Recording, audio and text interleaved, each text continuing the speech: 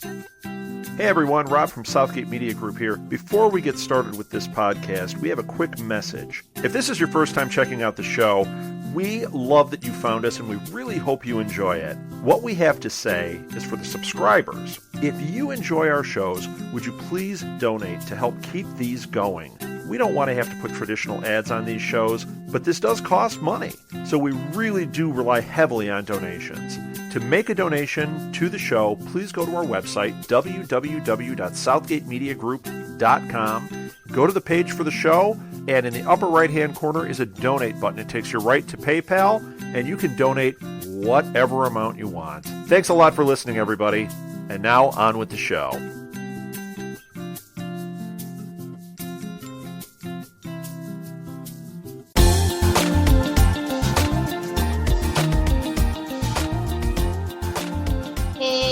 Tech employees, welcome back to Parkman Tech Files, a Southgate Media Group podcast dedicated to the sometimes hit show Heroes, as well as his upcoming revival series, Heroes Reborn. I'm Lou, and on the hunt for specials with me, as always, is Ricky, who's getting sleepy. Up for discussion today is episode 309. It's coming. Are you even trying Heroes writers with your titles anymore? I don't think they are. Let's just get right into it with the recap. The original air date was November 17, 2008. This was written by our fearless leader, Tim Kring, and directed by Heroes newcomer Greg Yetnes. Wow, that's a heck of a last name. So, yeah, do you have a synopsis for us? Yes, Hiro escapes Arthur but believes himself to be 10 years old. Arthur sends Knox and Flint to capture Peter and Claire. Ando helps Hiro rediscover his powers. Nathan has mixed feelings after meeting his father, but Tracy promises Arthur that she will persuade Nathan to join him. Sylar learns to access his empathy and reconciles with Elle. Mohinder begins testing a new combination of the formula and discovers the need for a catalyst. Matt wakes Angela from her coma. Blah blah blah. Does that seem more? That seems more appropriate than dum dum dum. So yes, definitely blah blah blah. Yeah. So basically, you hit almost all the points for major players and plot points. I just like how it says Ando and Hiro are forced to start over. Oh yeah. Because that makes a little bit more sense. But anyway, I just wanted to point that one out. And then it's like Elle and Sylar have a shaky reunion. So cool. God. Important places, people, and things. Eclipse is an important. Yeah. They think, right? We never really get a definitive answer about it. Am I right? Nope. Definitely not. Okay. Elephant Man? Do you know that is.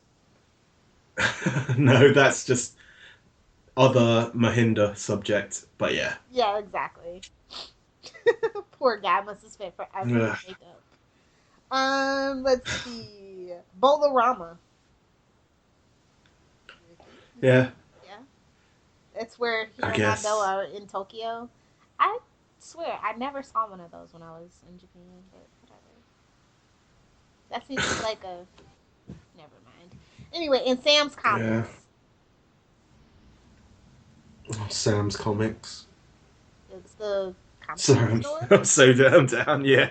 Sorry, I'm so down. There's also one, it's the one that goes through the whole show because it's also one in Lawrence, Kansas. Yes.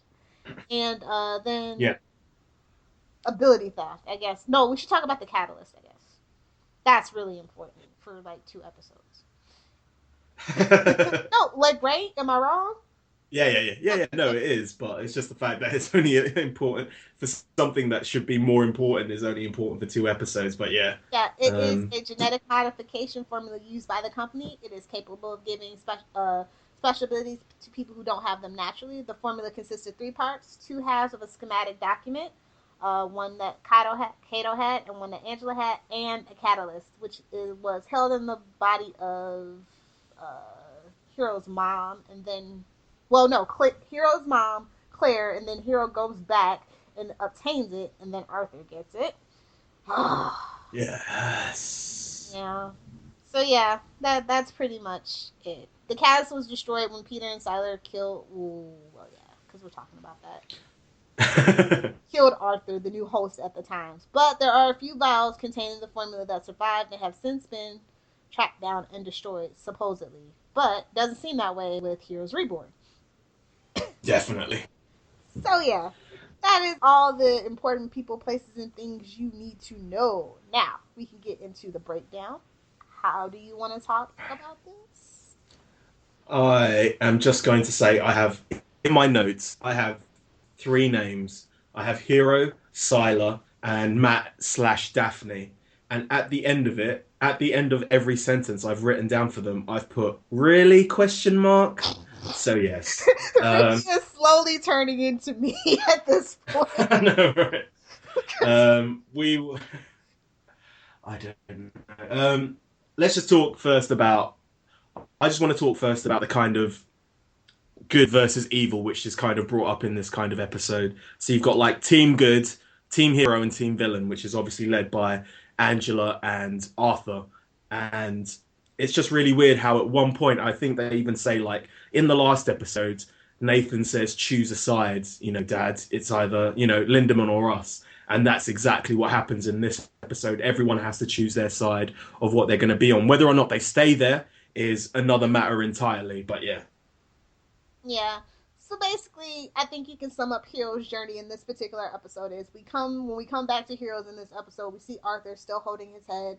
He releases him after he notices the painting of an eclipse, and then Ando rushes over and tells Hiro to teleport them somewhere. Hiro does, and it's a bowling alley in Tokyo, and apparently it's because it serves his favorite waffles.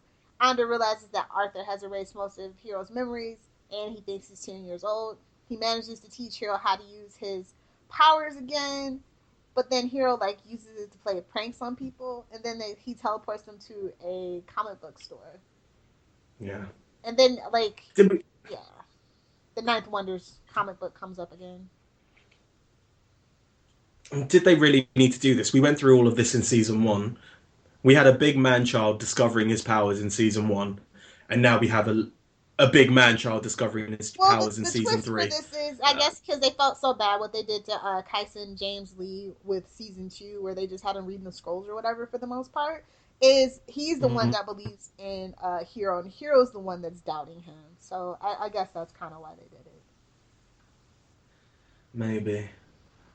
There is one scene that I really liked where, but it's only in context of today's kind of world that we live in, and that's when Ando jumps off a rock to give Arthur Petrelli a Superman punch, and then just gets swatted away like a fly. I did like that, but only because it's got the Superman punch coming in. But yeah. So yeah, that is Hiro and Ando's journey for this episode. What did you think of Ando, of Hiro becoming 10 years old again? Did it infuriate you? 10 years old? I don't understand. Yeah. I totally agree that it's very repetitive. And it wasn't even borderline annoying. It was annoying as hell.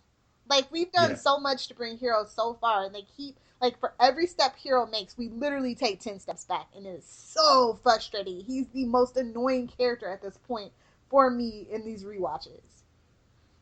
Do you think it's because of his ability that they felt that they hit the need that they had to give him a hindrance every season? Yeah, do you think that's the reason? I definitely do, but then it's you should have gave him localized time, space, and travel. He could only go back 6 seconds or something like that. Isn't there a character that does that from some game? They in the new games the girls have localized time travel. So yeah. No, it's a specific character from a comic book that can only go back 6 seconds in the past. Oh, I know that there's the one from the Age of Apocalypse. I can't remember her name, but I think her name's Switchblade or something like that. But that's probably not what you're thinking about. Yeah. Yeah, it's just really frustrating because when they let Hiro be Hiro, he's such a great character. When they put all these side quests and hindrances, it's just well, why'd you even give him this power? Yeah. Do you think that they should have taken away his powers a la Peter Petrelli? Or do you think, properly and then given him back to him? They should have just gave him teleportation.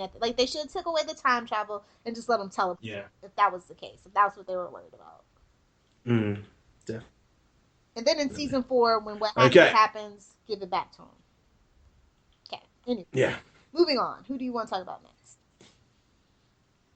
Might as well go on to Sylar and his empathy question mark. I mean, like, they just can't let a villain be a villain. Like I said, this is like the unfortunate thing about TV shows, and when one character slash actor gets really big, they feel the need to refocus the show instead of telling the story that they set out to tell. And I really feel like this particular subplot and change of perspective really hurt the show.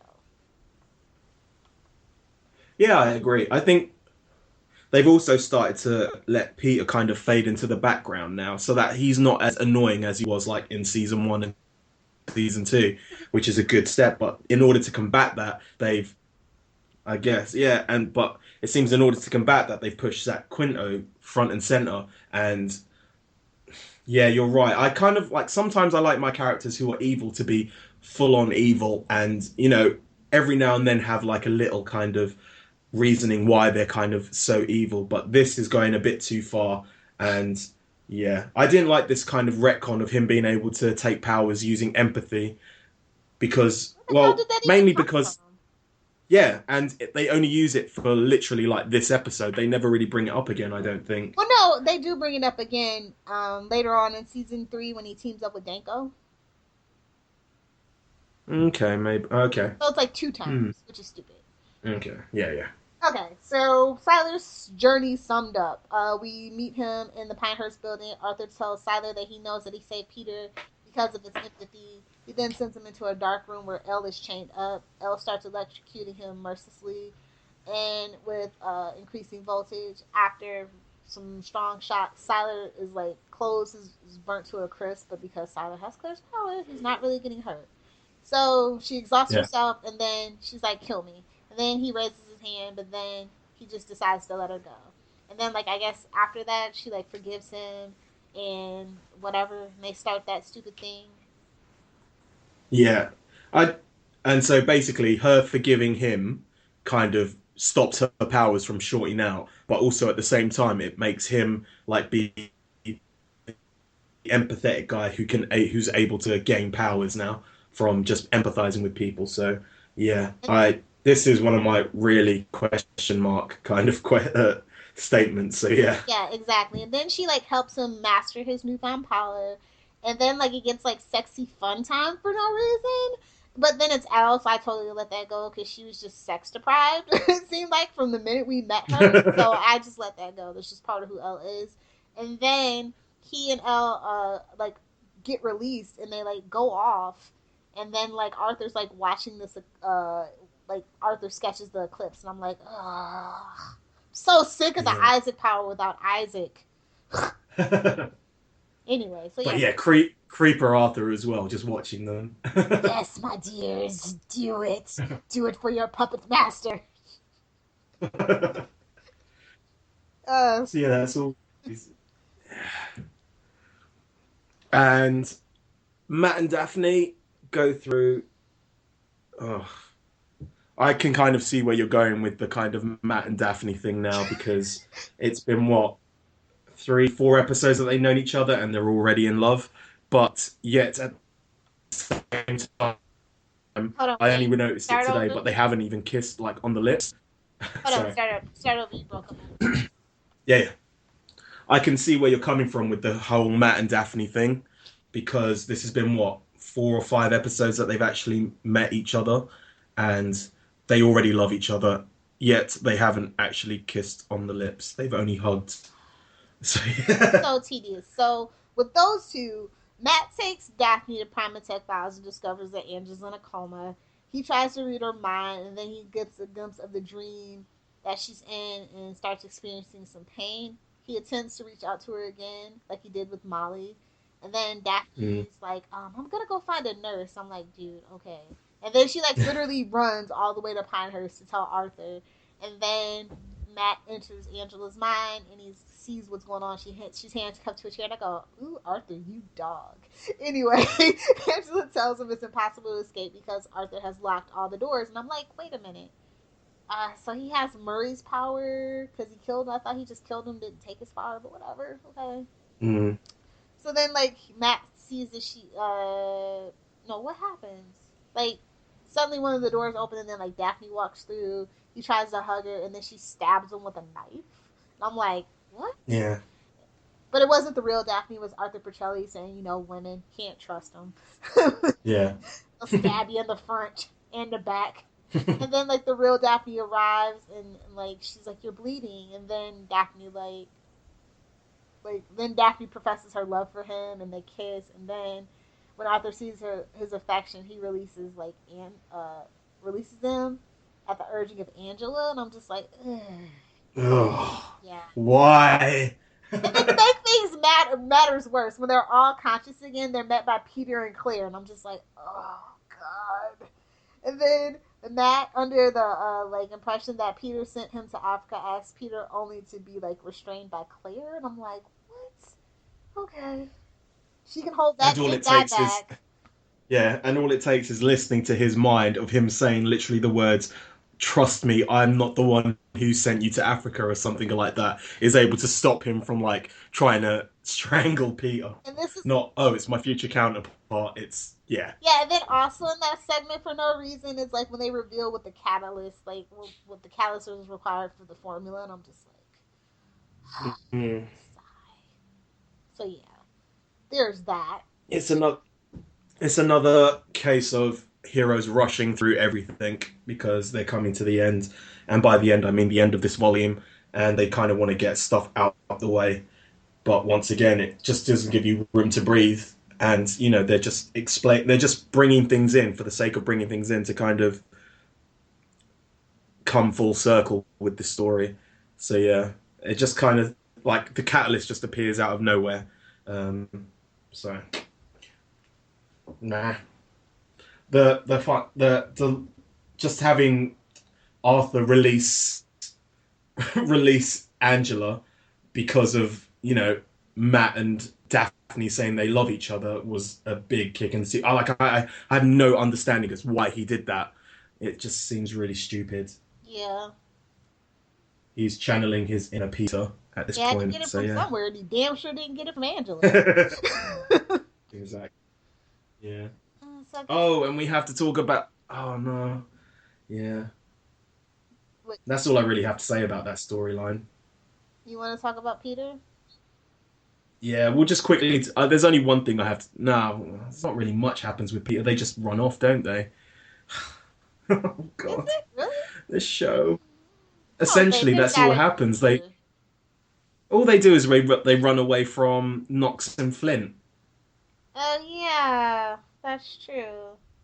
Oh, yeah, but then Peter tells her that she's becoming a killer, and in the future will kill him, and then she doesn't want to go home because she's like, you saved my life, and now I'm going to... But I was like, technically, you saved his life, too, because he absorbed your ability, so I think you're even, so just let it go.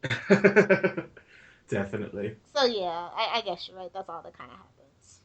I can't believe that's all that happens with those two characters. Yeah, it seems like a lot, but it's not when you break it down to the bare minimum. Yikes. It just seems I think this is about the time. Yeah, I think it seems like, I think this is around about the time that, it come out that they were seeing each other, and it just seems like that they're putting them together to kind of keep them around because they wanted to see each other and not be on different sets every day. I don't know. It's really weird. Okay, what happens with Nathan and Tracy? Something happens with them. I mean, this is getting ridiculous. Something else had to happen. I'm desperately searching. Nathan meets his dad and isn't stupid like Peter because he doesn't hug him because Arthur's a hugger. And Arthur explains to him his overall plan, which is to save the world. He's going to give half the world superhuman powers, which in my mind makes absolutely no sense. How is giving half the population superhuman powers going to save it? Because those with the powers are going to kill the ones without, and if everybody has powers, and everybody can be all kumbaya. Via X-Men 1 or 2. 1. Yeah. Vis-a-vis X-Men 1. No, that doesn't make... In my pitiful human mind, this doesn't make sense. It doesn't make sense to me either, but it's #heroes logic fail. But yeah, that kind of starts the that's a kind of starting the wheels in motion about Nathan's character, and he goes off to his mom in order to kind of, and Oh that's why he yeah. turns up, Everybody and that's why converges he on turns up Primus at X Parkman. Files to hear Well, that yeah, little stupid piece of information. yes, Oh god. and at the same time, everyone slowly walks into Pinehurst behind Arthur while he's drawing a eclipse. So yeah, I did kind of like the way that they seemed like they were going was, if you watch it very carefully, like they'll show one hero and one villain, and it kind of seems like it's going to be a big battle between those people. So it shows Angela, then it shows Arthur, like they're the two who are kind of butting heads, and then it kind of shows like maybe I think Peter and Sylar like directly after each other. It seems like they're going to butt heads, and there's some of them who like kind of weirdly kind of connect.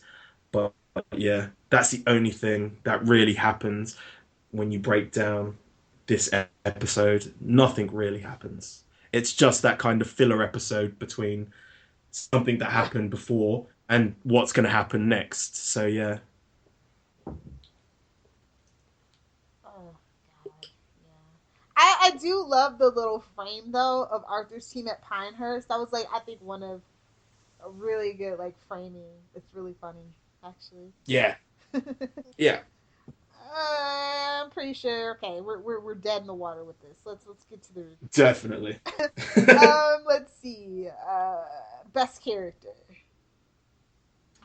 I am probably going to go with oh,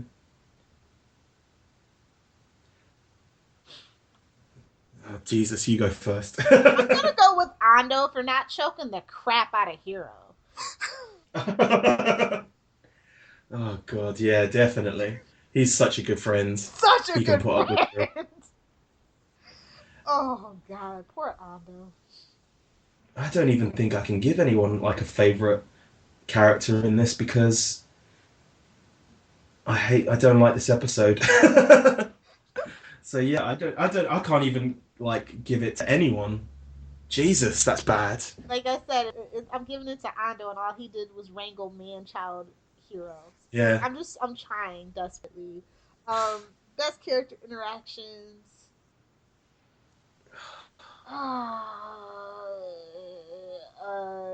The I'm probably going to go with Elle and Sylar. You can tell that whoever directed this episode had literally just finished watching Watchmen, because that's the kind of special effects that they use. Like when Dr. Manhattan gets his powers, that's what they do for Sylar. But yeah, I do like their kind of interactions. I liked kind of Sylar and Elle as a pairing. So yeah, I'll go with that. You? I like comatose dream vision Arthur before he turns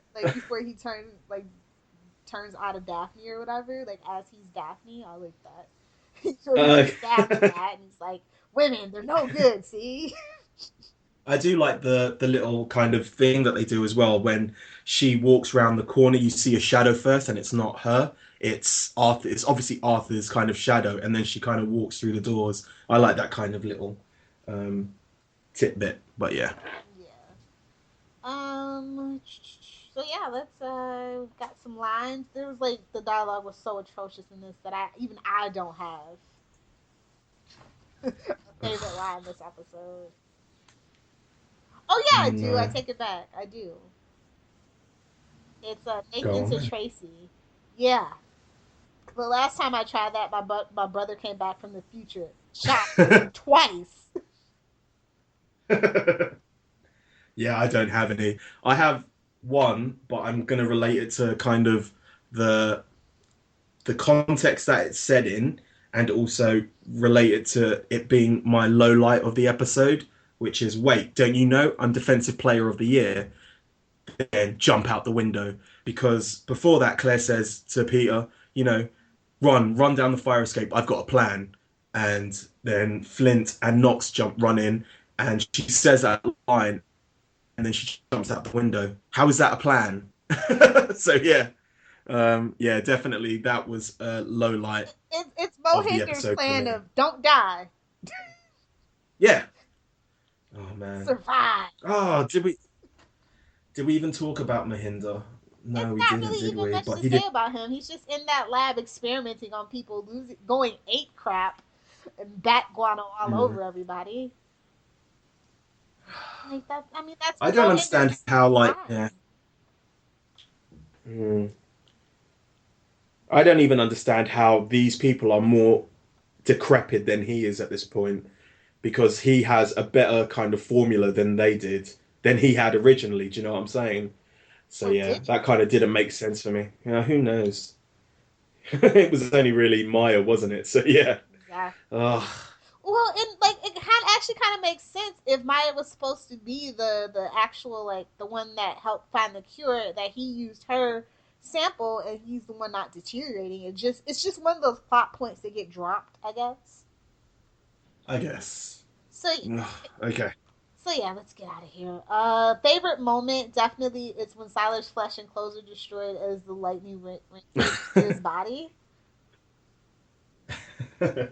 um, I think my favorite moment isn't really a moment, but it's kind of like a scene. I really do like the kind of Primatech dream sequence, because it's very different to how Heroes is shot. It's very what I call Lynchian. It's quite like Twins Peaky, and the only thing that's missing is like a short person um, speaking backwards randomly in the corner. So yeah, it's really nicely shot. I really like it. But yeah, Okay. just from like the different camera angles, and it's very jump cutty. I think it's very, they were obviously experimenting with kind of making it seem different from the usual kind of Matt Parkman putting his head to one side and kind of closing his eyes a little bit. So yeah. Ugh. I don't want to talk about highlights. I don't want to talk about lowlights. I just want to talk about the grade. D minus once more. And I'll just give it a How regular about D, as in dog. This part of the season's brutal. I'll say it. I've said it, and I'll say it again. Like I just want this part of the season to be over with. There's not there's not a lot of action. There's so much talking. There's so much nonsense and retconning going on that it's just really hard for me to wrap my head around why they thought this was a good idea. Yeah, I totally agree. These have been an absolute chore to watch. You can even tell by the amount of live tweeting I do. It's not even like there'll be periods of time where I literally won't tweet at all because nothing is happening. So yeah. Yeah. All right. Discussion points, trivia, and graphic novel. There's like not. Trivia. Yeah, I'm not even gonna bother with the trivia because, yeah, Well, no, I want to yeah, talk about the Heroes Eclipse logo generated a little electrical spark because it kind of signifies the previous scene where El blasts Sylar / Gabriel. That was interesting. fair enough. Now you can talk about Fair enough. The partners. graphic novel. The graphic novel. Yay. 1 minute. Okay. The graphic novel is called Partners, and it happens directly after HRG and Meredith save Nathan and Tracy, and they're dealing with Mahinda subjects and waiting for the Haitian to come back so they can kind of mind wipe them. But in the meantime, they have another mission, which is going to recapture Danny Pine, and nothing much really happens in the kind of comic, the issue, apart from HRG says that Claire is the best thing to ever happen to him and for her, because she got a stable life, something that Meredith could never have given her, which kind of at this moment seems very, very contradictory, because obviously her life has been upheaval ever since she got her powers. But yeah, and it just ends with Meredith leaving the company. So yeah. Okay, well this graphic novel is written by Bill Hooper. This is only his second novel. The first one he did was Resistance. Dan Panosian is a very famous comic book artist in the DC and Marvel universe. Obviously, of course, because that's where they get almost all their people. The behind the scenes image of the Easter egg was the behind the scenes image of Milo and Robert Forster. Sorry. Forster. And so, yeah, that's basically it. And it is from our favourite English idiots, 101 Charlie. I haven't read this yet, so let's see if she agrees with us on these last two episodes. She starts off with, I really liked Villains since I quite liked the flashback episodes. At least we didn't have Hiro messing up with the time travel this time. It was interesting to add Elle to Gabriel's story, but I felt it was out of character quite a lot. She wasn't the same person we met in season 2. The Petrelli story was good. I liked how the episode fills in the gaps of 6 months ago and the first episode of Genesis. It's Coming had its moments for me. It was the Elle Sylar scene and Matt, Angela and Daphne scenes. How they did these scenes were cool. I don't understand how Sylar can suddenly use empathy to get powers. It seems totally out of character. That was one of my problems with the season. Hiro being 10 was funny, but it slowed the episode down for me. So she seems like she kind of liked the episodes. Charlie is such an upbeat person. I love her. Yeah, it's true. She sees the good in everything. We should have had her on for these episodes to just combat our absolute disdain for this section. But I think it's a general consensus among a lot of Heroes fans that this particular block of episodes are just kind of nonsensical, and it does bog the rest of this volume down. You know, but it's good to see somebody that enjoys it and has some positive things to say. So thank you, Charlie. Thank you very much. And we also have our live tweeters who we have to thank. So I have closed my iPad, so I have to open it again. Let me pull up the emails. Okay. So we have the following people who joined us on our live tweet for It's Coming. They either tweeted, retweeted, or faved during the episode. The following are the names. English Idiot 101, Mike Schmidt 09, Soft_Guitar 60, Lucio Bailey, Skylar Artist, and Demetria Mills 3. Thank you very much for joining in with us, as much of a chore as it was, because these episodes are doo-doo. Looks like it's time for some shameless plugs and self-promotion.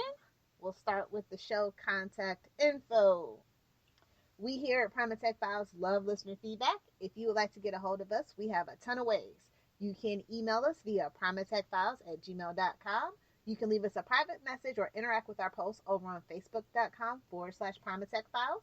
We live tweet 2 episodes per week every Saturday starting at 11 a.m. Eastern Standard Time. For more information, be sure to follow us on Twitter @primatechfiles. You can also find us on Clamor, Tumblr, and YouTube by simply searching for Primatech Files. If you enjoy this podcast, be sure to rate, review, and subscribe to us on iTunes. What's that? You don't have an iTunes account? That's okay. We're on a lot of podcatcher services such as Stitcher and SoundCloud. All you have to do is search for, you guessed it, Primatech Files. We're also on Libsyn, and if you want to follow our RSS feed there, all you have to do is go to primatechfiles.libsyn.com and bookmark the site to stay up to date with this podcast. Libsyn is spelled Libsyn, just in case you were wondering. We look forward to interacting with you. If you love our podcast, be sure to check out Southgate Media Group's iTunes provider page to see a list of what other podcasts are hot and trending in our network. Or you can take that one step further and visit southgatemediagroup.com, where you can find a full list of our 80-plus podcasts, along with weekly blogs and information about all the hosts. With so many podcasts that cover everything from anime to wrestling, there's sure to be tons of podcasts that could interest you. Hey guys, you should know by now that you can find me on Twitter @Lilith Hellfire. If you have a Tumblr, be sure to check out it's lilithhellfire.tumblr.com. And of course, be sure to swing by my blog if you are a pop culture junkie or comic book geek at littlepopculturevulture.blogspot.com. I also host several other podcasts on the Southgate Media Group network.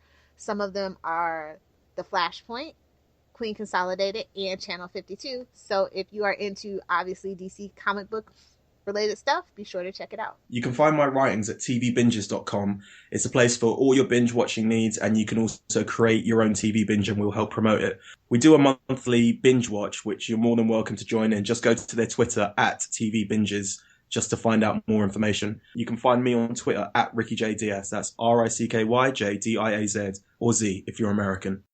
That's all we have for you on this installment of Primatech Files. Again, I think for me personally, I'll be a little more enthusiastic with the next 2 episodes because they're not as bad as the last 3. So there's something. But until then, please remember to keep sending us those emails. Don't be afraid to comment on our Facebook post, and when you can, join in the weekly live feeds. We do it every Saturday, starting at 11 a.m. Eastern Standard Time. It's a lot of fun most of the time, so let's try to do that. Download the podcast, save the world.